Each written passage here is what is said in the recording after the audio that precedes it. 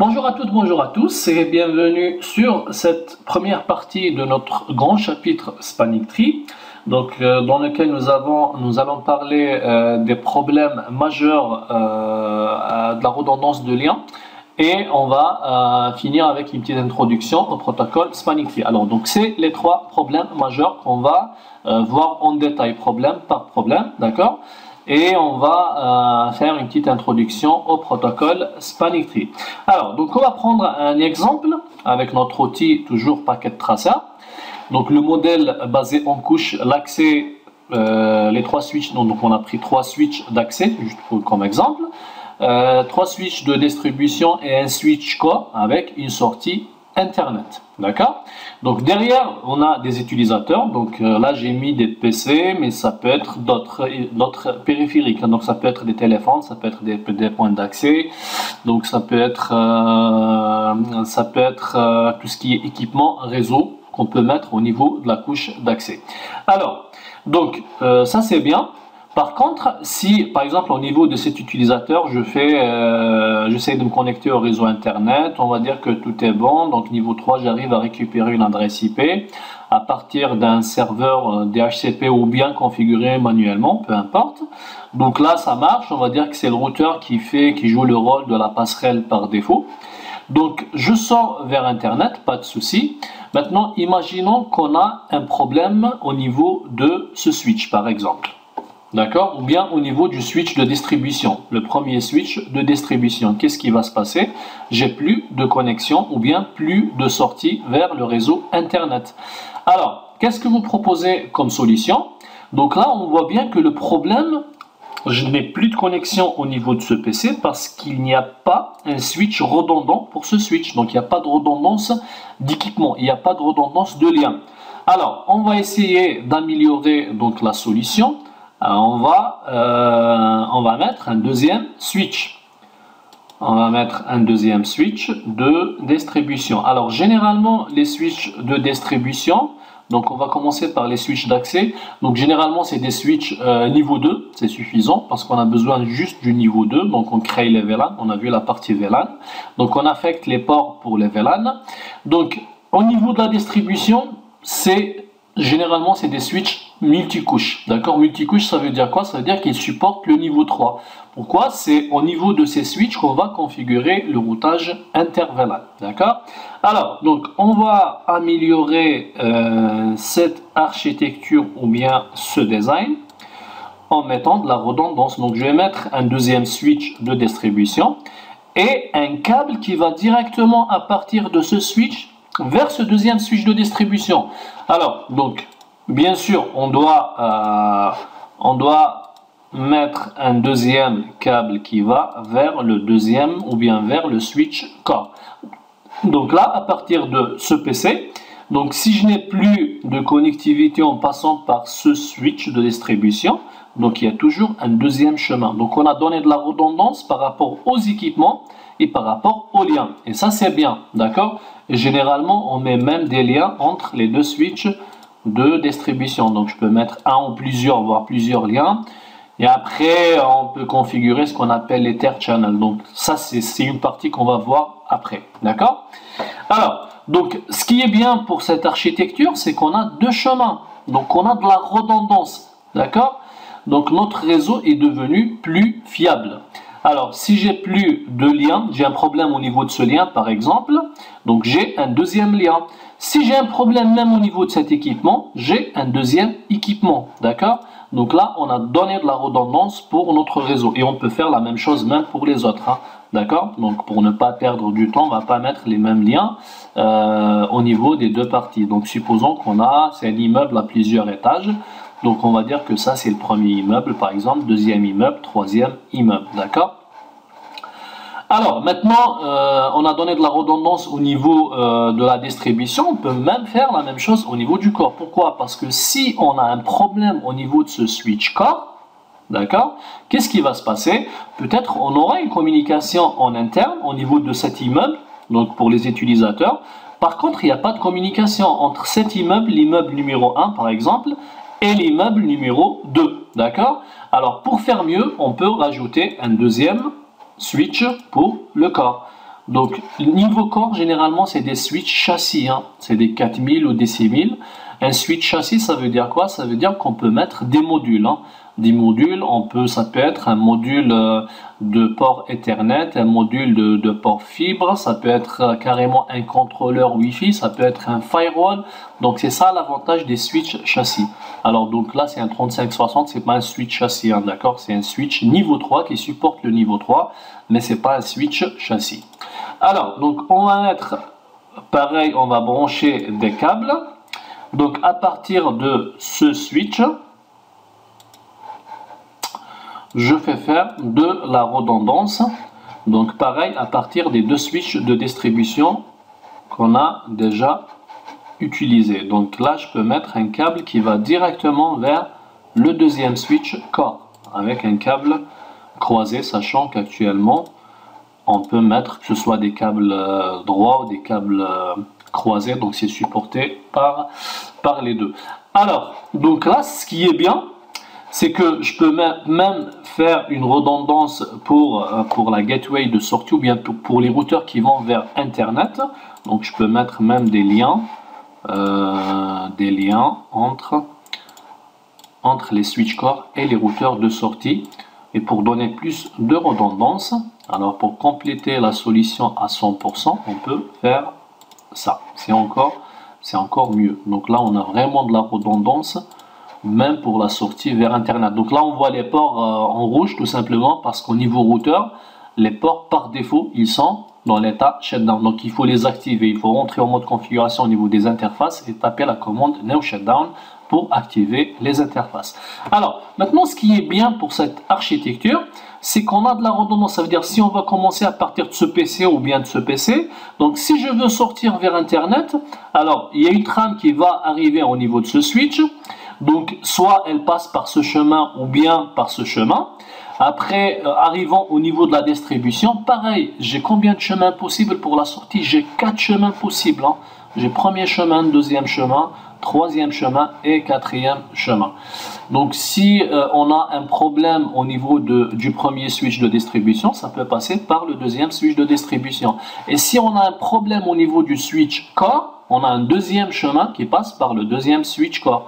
Et si on a un problème au niveau du premier routeur qui va vers l'extérieur, vers le réseau Internet, ça peut passer par le deuxième routeur. Alors pour faire encore mieux, on peut les interconnecter avec deux ASP différents, c'est-à-dire deux service providers différents. Alors, donc ça c'est bien, on a fait de la redondance, on a donné de la redondance à notre réseau. Donc si on a un problème, que ce soit sur une liaison ou bien sur un switch, on a toujours un chemin alternatif. Alors, ce qu'il faut savoir, c'est que avec cette architecture, on risque d'avoir 3 problèmes majeurs. Premier problème, il s'appelle tempête de diffusion ou bien tempête de broadcast. Deuxième problème, c'est l'instabilité au niveau de la table MAC. Troisième problème, c'est on risque d'avoir ou bien de recevoir plusieurs copies de la même trame et plusieurs fois. D'accord? Donc là, on va essayer de détailler problème par problème.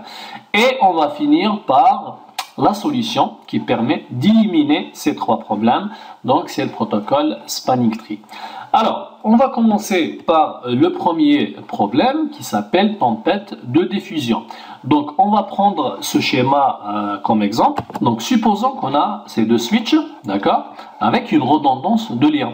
Donc là, on a donné de la redondance à notre réseau. Et ça, c'est bien. Ça veut dire que si j'ai un problème au niveau de cette liaison, donc on va dire un problème physique, j'ai toujours un deuxième chemin. D'accord? Donc ça, c'est bien. Alors, par contre, si j'envoie maintenant une trame, ou bien j'envoie un broadcast, quel que soit le protocole, hein, DHCP, ARP, donc il y a plusieurs protocoles où on peut utiliser des broadcasts. Donc j'envoie un broadcast à partir de ce PC, donc une trame qui va sortir en broadcast à partir de ce PC. Donc un broadcast, ça veut dire quoi? C'est l'adresse MAC. L'adresse MAC source, c'est quoi? C'est l'adresse MAC. Alors un broadcast, ça veut dire quoi? L'adresse MAC source, c'est l'adresse MAC du PC. Et l'adresse MAC destination, c'est quoi? C'est tous les bits qui sont à 1. Donc en hexadécimal, c'est quoi? C'est des F, tout simplement. Donc ce broadcast qui arrive au niveau de ce switch, le switch, qu'est-ce qu'il va faire? C'est quoi le comportement d'un switch lorsqu'il reçoit une trame avec une adresse MAC destination à FFF? Donc c'est un broadcast. Il va tout simplement envoyer la trame à travers tous les ports, d'accord? Donc y compris ce port. Alors la trame qui va prendre ce chemin, donc qui arrive au niveau de ce switch, le switch, qu'est-ce qu'il va faire avec cette trame? Donc je viens de recevoir la même trame, hein, d'accord? Elle n'a pas été changée. Ça passe par des switches, donc il n'y a pas de changement. Donc la même trame qui arrive au niveau du switch 2, avec toujours l'adresse MAC de destination DF, ça veut dire c'est une trame de broadcast. Donc le switch, qu'est-ce qu'il va faire? Tout simplement, il va l'envoyer à travers tous les ports, y compris ce port, donc le port FAST 02. Donc la même trame, bon, qui peut arriver à sa destination, ça veut dire que le PC2 il reçoit cette trame, ça c'est bien. Mais le problème c'est quoi? C'est que la même trame elle va prendre le même chemin et elle arrive au niveau du switch, d'accord?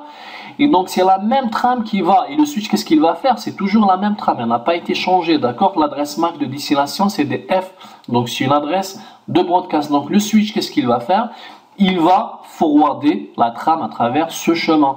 Et pareil, donc la même trame qui va tourner dans le même sens plusieurs fois, d'accord? Et comme on le sait bien, donc le niveau 2, il n'y a pas de champ TTL, c'est pas comme le niveau 3, Time to Live. Donc un compteur qui permet de décrémenter une trame jusqu'à arriver à 0, puis la détruire. Donc il n'y a pas cette mécanique au niveau 2. Donc c'est pour ça que la même trame, elle va tourner et tourner indéfiniment, d'accord? Donc là, c'est un problème. Ça, c'est pour une trame, d'accord? Et pour une application. Maintenant, imaginez que vous avez une trentaine d'applications qui tournent au niveau de votre réseau. Ça veut dire quoi? Et chaque application, elle génère 1 million de trames.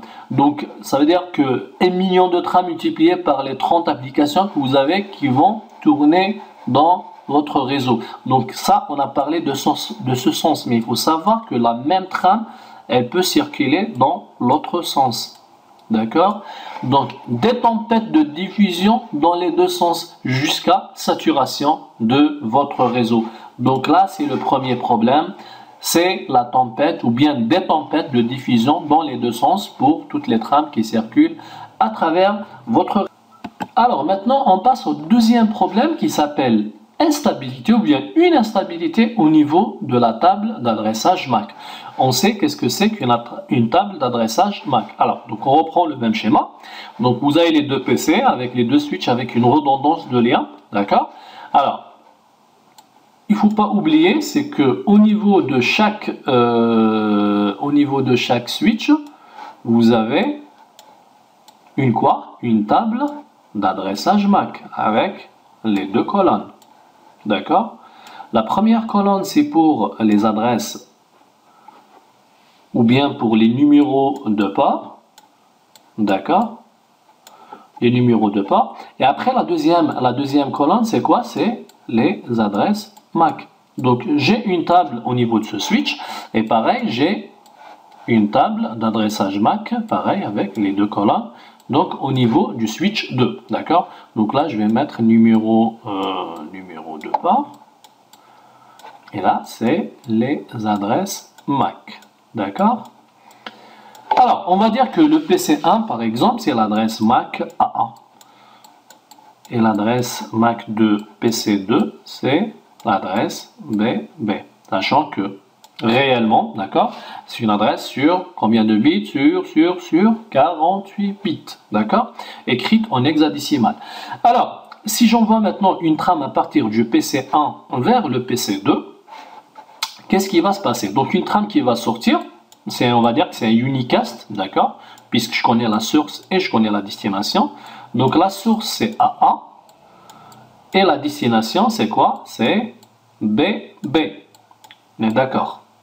Alors, la trame qui va sortir à partir de ce PC qui arrive au niveau du switch 1. Alors, je viens de recevoir une trame avec une adresse MAC source et une adresse MAC de destination. On va mettre une couleur différente pour que ça soit clair. Donc ça, c'est la source et ça, c'est la destination. D'accord? Donc, la trame, elle arrive au niveau du switch. Le switch, qu'est-ce qu'il va faire? Tout simplement, il va voir l'adresse MAC de destination, c'est BB. Il va vérifier sa table d'adressage MAC. Est-ce qu'il y a une entrée pour BB? Non, il n'y a pas d'entrée pour l'adresse MAC BB. Donc la table, elle est vide. Alors, c'est quoi le comportement du switch dans ce cas? Tout simplement, il va faire le flooding de la trame. Flooding, ça veut dire il va inonder la trame à travers tous ses ports. D'accord? Donc, la trame, elle arrive au niveau du switch 2. Et en même temps, le switch 1, qu'est-ce qu'il va faire? Il va enregistrer l'adresse MAC AA. Donc, il va comprendre qu'il y a un PC ou bien un périphérique derrière le port 2 qui a l'adresse MAC AA. Il va enregistrer ça avec quoi? Il va l'associer avec le numéro 2 ou bien 02. D'accord? Le port numéro 2. Alors, sachant que la même trame est arrivée au niveau du port 2 du switch 2. On est d'accord? Et donc, le switch, il va faire exactement la même chose. Donc, il va associer l'adresse MAC AA avec l'adresse, avec le numéro de port 02, d'accord? Donc c'est le port 2. C'est le port 2 qui est le port de ce switch, d'accord? Alors, donc le switch 2, qu'est-ce qu'il va faire? Il va faire exactement la même chose. Donc il va vérifier sa table d'adressage MAC, il va trouver qu'elle est vide, il va faire du flooding de la trame. Donc la même trame qui arrive au niveau de ce switch et la même trame qui arrive au niveau du switch 2. Alors le switch 2, il vient de recevoir, ou bien on va commencer par le switch 1, donc il vient de recevoir la même trame qu'il a reçue à travers ce port. Sauf que là, il va la recevoir à travers le port 01. Et donc là, qu'est-ce qu'il va faire le switch? Sachant que, si je vous pose la question, si je vous dis, est-ce que je peux avoir plusieurs adresses MAC associées avec le même numéro de port? Donc première question, je vous pose deux questions. Est-ce que je peux avoir plusieurs adresses MAC associées avec le même numéro de port? Oui, ça c'est possible. Alors dans quel cas? Je vous donne juste un petit exemple où vous avez un switch par exemple, ça c'est un switch, ça c'est un switch, et derrière vous avez soit un point d'accès, soit un hub par exemple, un hub. Et derrière ce hub, vous avez plusieurs équipements connectés, donc des PC, des serveurs, tout ce que vous voulez. Et donc le switch automatiquement, qu'est-ce qu'il va faire au niveau de sa table d'adressage MAC? Donc il va associer toutes les adresses MAC de tous les périphériques qui sont connectés derrière ce hub avec ce numéro de port. Par exemple, si c'est le port 5 par exemple, il va associer toutes les adresses MAC de ces équipements qui sont connectés à ce hub avec le numéro 5. Qui est le numéro du port de ce switch, d'accord? Donc ça c'est possible. C'est pour vous dire qu'au niveau d'une table d'adressage MAC, je peux avoir plusieurs adresses MAC associées avec le numéro de port. Alors, si je vous pose la question inverse, donc est-ce que je peux avoir la même adresse MAC associée avec plusieurs ports? Par exemple, AA, est-ce que je peux avoir l'adresse MAC AA associée avec plusieurs ports? Donc ça, c'est pas possible. Pourquoi? Et c'est logique. Parce que le switch, quand il reçoit une trame avec une adresse MAC de destination, il doit trouver le port associé. Il ne peut pas forwarder ou bien envoyer la trame à travers deux ports. D'accord? Donc, le switch, quand il reçoit la même trame ici, avec AA comme destination et BB comme AA comme source et BB comme destination, il la reçoit à travers ce port, le 1, sachant qu'il l'a reçu précédemment au niveau du port 2. Donc le switch automatiquement, il va se dire que peut-être l'utilisateur a changé d'endroit et s'est branché à travers ce port. Donc il va effacer ça, il va le remplacer par quoi? Par 1 associé avec AA. D'accord? Et pareil, sachant que le switch, il va envoyer la trame, d'accord? Il vient de le recevoir à travers le port 1, il va l'envoyer à travers le port 2. Et la même trame qui arrive au niveau du switch 2. Donc le switch, qu'est-ce qu'il va faire? Le switch 2, il va faire la même chose. Donc il va associer ce port 1 avec l'adresse MAC AA. D'accord? Et la même trame qui va sortir. Donc l'étape suivante, qu'est-ce qui va se passer? Alors le switch 1, il va recevoir cette même trame à travers le port 2 et il va effacer cette ligne, il va la remplacer par 2AA. Et la même chose pour le switch 2 et ainsi de suite. Donc ça c'est quoi? C'est une instabilité au niveau de la table d'adressage MAC des deux switches, voire plusieurs switches si vous avez plusieurs boucles. D'accord? Donc, deuxième problème qu'on vient de voir en détail, c'est l'instabilité de la table d'adressage MAC. Alors maintenant, on passe au troisième problème. Donc, c'est plusieurs copies de la même trame. Ça veut dire quoi ça? Ça veut dire que, alors on prend le même exemple, donc toujours avec les deux switches en redondance. Donc là je vais prendre, je vais par exemple prendre un routeur. En plus, je vais prendre un routeur par exemple pour une sortie internet. D'accord? Alors, supposons que le PC1, donc là j'ai tout configuré au niveau de la carte réseau, donc j'ai configuré l'adresse IP, j'ai configuré la passerelle, le masque, le DNS, donc tout va bien. Je vais faire google.com, donc là ça marche, il y a une trame qui va sortir, qui va passer par ce chemin, donc elle va vers ce switch, ça passe par ce chemin, d'accord. Elle arrive au niveau de la passerelle par défaut qui est ce routeur, d'accord. Il va faire le routeur, il va faire du routage, il va envoyer vers le paquet, vers le provider, d'accord, vers l'ASP, vers Internet, donc j'aurai un routeur, pas de souci. Donc ça c'est bien, mais le problème c'est quoi? C'est que la même trame, elle va prendre un deuxième chemin en passant par ce deuxième switch. Et là ça veut dire quoi? Ça veut dire que le même routeur, il va recevoir on va dire la copie de la même trame plusieurs fois, d'accord? Donc ça, c'est le troisième problème. Ça veut dire qu'on risque de recevoir, donc là j'ai pris l'exemple d'un routeur, mais ça peut être un PC, ça peut être un autre équipement réseau, d'accord? Donc le problème ici, c'est qu'on risque de recevoir la même trame plusieurs fois. Sachant que la même trame, d'accord? Pourquoi on dit plusieurs fois? Parce qu'on avait précédemment le problème des tempêtes de diffusion. Donc la même trame, elle peut faire le chemin inverse. Donc elle arrive au niveau du routeur et elle fait le tour et elle revient une deuxième fois, d'accord? Comme elle peut passer directement par ce chemin. Donc je risque d'avoir plusieurs copies de la même trame plusieurs fois. Donc pour résumer, on a vu trois problèmes. Le premier problème, c'est les tempêtes de diffusion ou bien de broadcast. Deuxième problème, c'est l'instabilité de la table d'adressage MAC. Troisième problème, c'est de recevoir plusieurs copies de la même trame.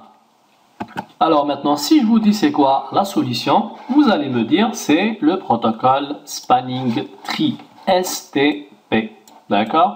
Spanning Tree. Donc to span, spanning to span, ça veut dire quoi?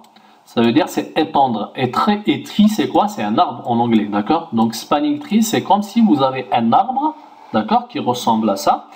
Et le but c'est quoi? C'est de sortir avec un résultat qui ressemble un petit peu à ça, un arbre étendu. Donc comment faire pour avoir cet arbre étendu? Donc je ne vais pas mettre le même nombre de points. C'est un petit peu comme la théorie des graphes. Je ne sais pas, pour ceux qui ont fait déjà la théorie des graphes. Donc le but ici c'est quoi? C'est qu'à partir de n'importe quel point que vous voyez ici sur le schéma, de sortir avec le meilleur chemin qui mène vers une destination. Par exemple, si je suis au niveau de ce point, d'accord? Et je vous demande de me dire vous avez combien de chemins possibles vers ce point. Donc vous allez faire un calcul, vous allez trouver qu'il y a plusieurs chemins qui mènent de cette source vers cette destination. Donc vous allez trouver qu'il y a plusieurs chemins. L'idée ici c'est quoi? C'est de calculer le meilleur chemin et de trouver un seul chemin, d'accord, qui mène à partir d'une source vers une destination.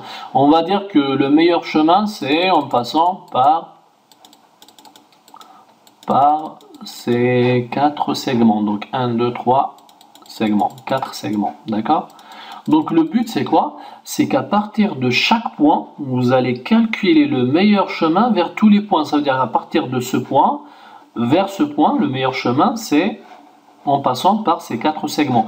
Par exemple, pour aller à ce point, on va dire que le meilleur chemin c'est de passer par ces 3 segments, ou bien ces 4 segments. Ces 3 segments, on a combien? 1, 2, 3 segments. Donc pareil, vous allez faire la même chose pour toutes les destinations, d'accord? Et c'est ça le protocole Spanning Tree. Ça veut dire que vous avez un maillage de liens entre plusieurs points. Donc ces points réellement pour nous c'est quoi? Puisqu'on parle de switching, STP c'est un protocole switching. Donc réellement les points c'est des switches, hein, d'accord? C'est juste pour comprendre. Donc le but c'est quoi? C'est qu'à partir de n'importe quel switch, vous allez calculer le meilleur chemin. Je dis le meilleur chemin parce qu'il faut calculer un seul chemin vers toutes les destinations. Pour chaque destination, vous allez calculer un meilleur chemin. Et le but, c'est de sortir avec quelque chose qui ressemble à ça. D'accord ? Et donc là, on peut dire que le protocole Spanning Tree répond à la problématique de trame dupliquée qu'on a vu avec les trois problèmes qu'on a vu tout à l'heure. Donc le broadcast storm, la tempête de diffusion, multiple frame copy et l'instabilité de la table d'adressage MAC. Donc il répond à tous ces problèmes. Donc son fonctionnement est basé sur la sélection d'un switch qui va être le chef. Et ça, c'est des choses qu'on va voir dans la prochaine vidéo, donc le fonctionnement du protocole Spanning Tree. Donc, est basé sur l'élection d'un switch. On va dire que c'est le switch qui va être le chef, ce qu'on appelle le root bridge, d'accord? Donc ça, c'est des choses qu'on va voir après en détail. Donc les ports des commutateurs rencontrent, on va voir qu'ils peuvent rencontrer 5 états, donc dont le blocking et le forwarding. Donc le blocking, ça veut dire qu'il n'y a pas de données qui passent. Par exemple, si ce port il est en blocking, donc la data ne peut pas passer. Et le forwarding, donc qui permet de transférer les données. D'accord? Donc il faut savoir aussi que c'est un protocole niveau 2 du modèle OSI. Donc si on revient à notre modèle OSI, donc là on travaille au niveau, c'est comme les VLAN, donc on travaille au niveau de cette couche, donc la couche liaison de données. D'accord? Donc c'est un protocole de niveau 2. Alors ça c'est la norme 802.1d, donc c'est la norme du protocole Spanning Tree. Donc tout ce qui est 802 quelque chose, c'est un protocole qui est, ça veut dire quoi? Qui est standard, d'accord? Alors pourquoi 802, pourquoi pas 902, pourquoi pas 702? Tout simplement parce qu'ils ont commencé à ratifier les normes à partir de février 80. Donc le 2 c'est pour février et 80 c'est l'année où ils ont commencé à ratifier toutes ces normes, d'accord? Donc c'est un protocole qui permet de détecter et désactiver les boucles, donc on a vu, c'est ça le but, d'accord? On a vu les trois problèmes qu'on risque d'avoir avec une redondance de lien.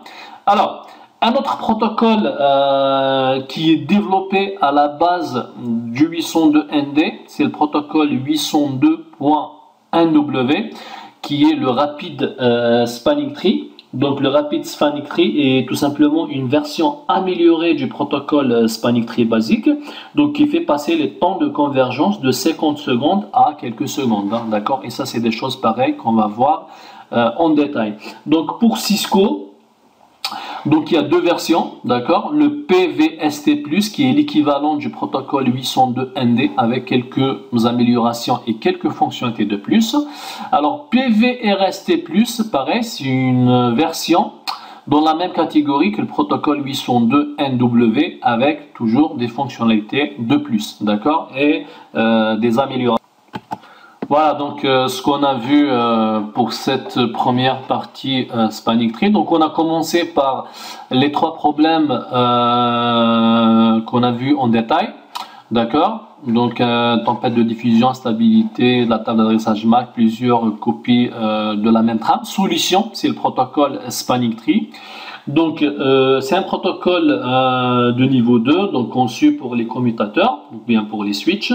Donc c'est un standard, on l'a vu, avec la norme 802.1d, d'accord? Donc il permet de créer un chemin sans boucle. Le but c'est d'éviter les boucles dans un environnement de switching ou bien de commutation physique redondante. Donc il permet de détecter et de désactiver les boucles et fournit un mécanisme de lien de sauvegarde, hein, d'accord? Alors on a vu une version améliorée du protocole Spanning Tree qui est le Rapid Spanning Tree avec la norme 802.1w.